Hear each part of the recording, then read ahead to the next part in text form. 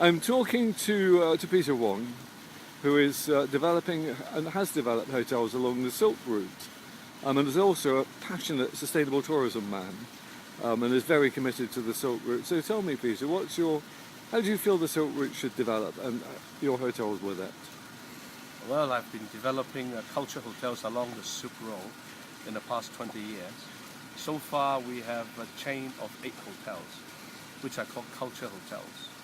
It is a little different from the city hotels and the business hotels, or even the other resort hotels, because what we are selling is culture and history. We hope our visitors, after visiting our facilities, would know the history of the place and having some fun out of it too. So we believe it is a very meaningful project. The mission carries more than just profitability. And I find it even more important nowadays if we're talking of climatic change, which is really a matter of conflict between man and nature.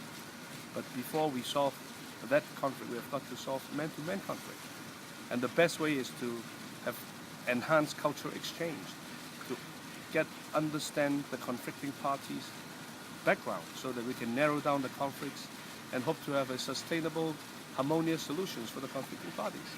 Then we can tackle the climatic change together. So it makes our mission of culture hotels a little bit higher. So what you're saying, in effect, is that culture gets over these barriers between people?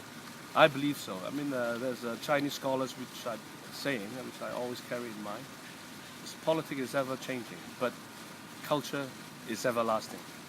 And I think that is something we all cherish and treasure. And you're also concerned about the sustainability of hotel developments, aren't you? Yes. I think the sustainability is really the resources which we are using nowadays. Land resources, water resources. Are we putting up the right property facilities for the travelers? Now, the reason why we focus in culture hotel is that we feel the importance of allowing modern day people to experience what our ancestor has been. Not only just for their own, but for other different cultures as well, so that we can enrich our visions and our experiences. Would you say that the Silk Road is a really strong brand? It is. I think the Silk Road, although it's a relatively modern name, only 200 years old, but it carries some very positive elements like romance, like the trade, business, great landscapes.